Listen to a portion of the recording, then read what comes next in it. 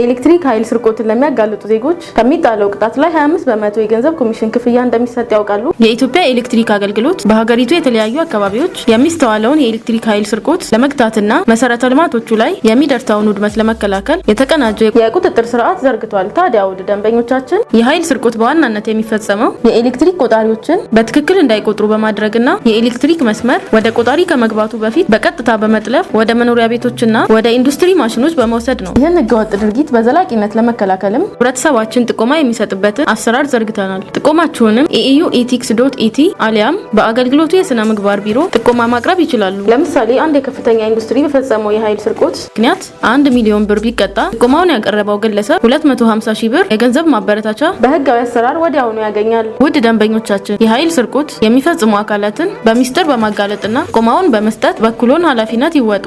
መሰል መረጃዎች እንዲደርሳችሁ ኢዩ ዲጂታል ማህበራዊ ሚዲያ አማራጮችን ቤተሰብ ይሁኑ። የኢትዮጵያ ኤሌክትሪክ አገልግሎት